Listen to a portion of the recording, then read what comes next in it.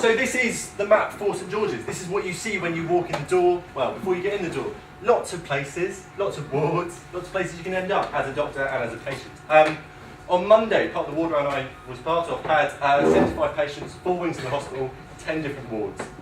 We spent half the day trying to find each other once we split up to manage that workload. This is what we all look like on the end of the phone, trying to bleep everyone, because of course bleeps don't work, as I've already talked about. But this is what we've designed this weekend. Again, I say we, I haven't done much of the development. This gentleman has done lots of maths. We've got lots of data that we're pulling right now in this room. We're using the Wi-Fi. You don't have to connect to the Wi-Fi, it just needs to be there. And from that we work out where you are in relation to that Wi-Fi. Use a couple of points, we can work out precisely where you are. And this is kind of, you'll notice the maths aspect. That's a lot of what Christian's been doing. You can talk about. If we've got time, probably we do. Yeah, so essentially this is works quite similar to Google Latitude, except for technical reasons, Google Latitude in hospitals is a bit of a no-no. So essentially you've got a point, you've got sensors around you, you've got access points, you don't need to connect to them. They will tell you, you've got an approximate distance from them. How can we map that into 3D space? Ideally, you track people as they move around. You can build up a map around you.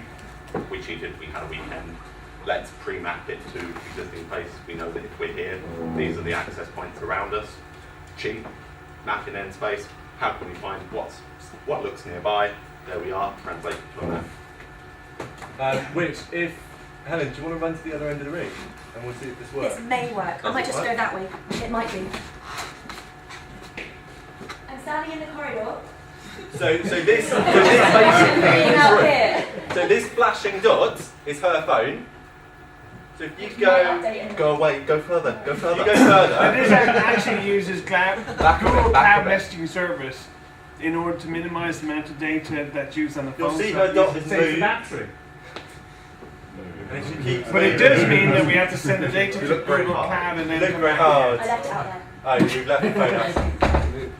Teething issues, location data and Wi-Fi mapping is hard, but she's basically in this room. This is close enough for a ward. Yeah, because essentially that's all you need. You wouldn't need to know directly which way they're facing, which computer they sat at. You want to know which ward they're on, so you can go on. Or if they're just being lazy and down in the doctor's nest. So that's what we've created this week. Are there any questions about that?